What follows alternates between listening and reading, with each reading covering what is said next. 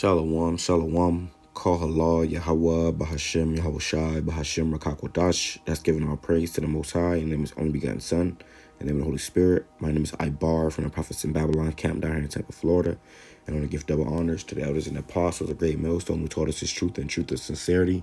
Peace and salutations to the hopeful elect scattered abroad. And in this video, I want to touch on this story. Okay, it says, man in New York steals another man's hot dog at Knifepoint. Okay, and it's a lock, yeah, it's off of Instagram. I just figured I'd do this raw, But I pray it's edifying to the hopeful elect, man. But here's the video.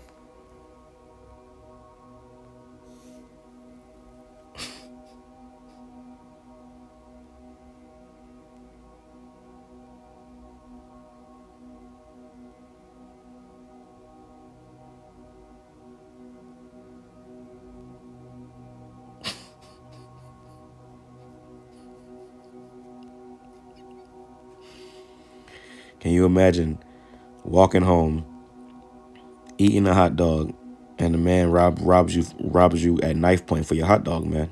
And it's already bitten. You have eaten a hot dog. It says that's gotta be the notorious uptown glizzy gobbler bandit. MPD, NYPD. They are looking for this guy. And you see all these videos in New York of these crazy attacks happening. You got these crazy individuals, man. But this guy's robbed this guy at Knifepoint for a damn hot dog, man. You see Jake, he had some phone pauses on, which phone pauses are old. Nobody really wear phone pauses no more, but he had on some decent clothes, so he probably wasn't doing that bad, but he probably was hungry, man. You got people going through it these days, man. You never know what somebody going through, and what kind of demons plaguing the man's mind. Also, a demon made him do this, man. Okay, he was actually holding this man up at Knifepoint for a hot dog. Okay, and I do this video to say that, hey, they're coming into a time where a life is going to be, you're going to see people dying, every day with things like this, man. You see somebody eating this, you see somebody got, nowadays you got to worry about somebody robbing you for your jewelry or something like that, taking your car. But the times we coming into, you're going to see people getting killed over food. That's going to be a normal, everyday, thing, man. It says Matthew chapter 24 verse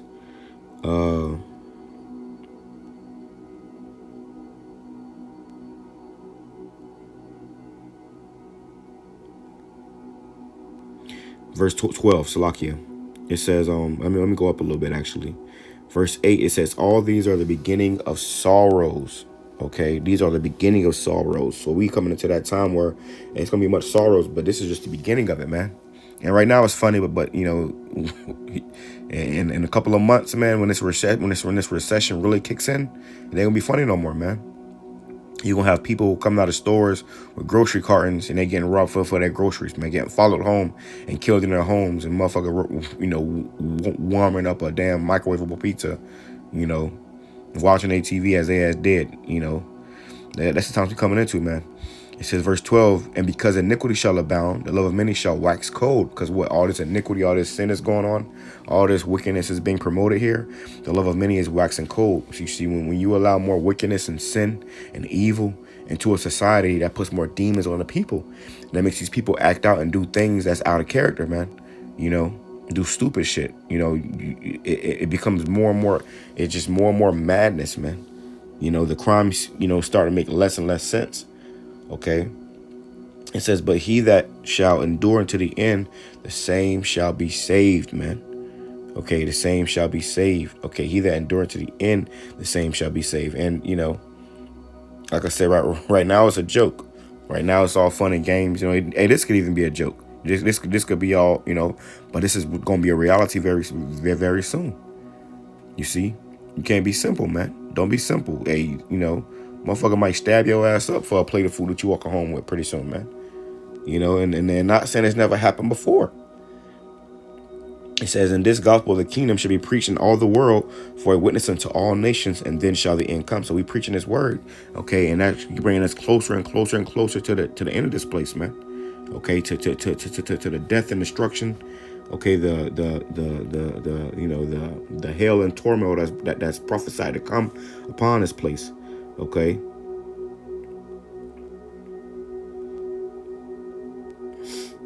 This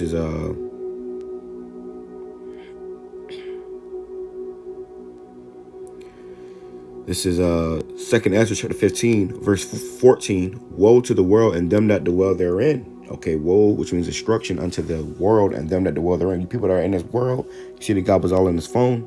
You see, and like I said, this is just an example, but whatever. And the guy's all in his phone, you know. A destruction will come upon you people, man. It says, for the sword and their destruction draweth nigh. And that guy came up with a mini sword, but the ultimate sword is Esau. Okay. A Esau is the Lord's whooping stick, man. You see, Esau is the Lord's whooping stick, and you know he eventually he's going to be destroyed by his own blessing, which was the sword. It's going to be those thermonuclear missiles, and that's going to be the end of all this bullshit, man. That's when the Lord's going to that's what's going to truly cleanse this place, okay? Because fire is a cleansing agent. You get motherfuckers, hold motherfuckers at knife point for glizzies, and we gotta get the hell up out of here, man. You know, I just did a video about how them hot dogs be having all types of poison in them, and them shits will give you fucking leukemia, you know. And then you feed them to your children. That's another top for another day. Salakia.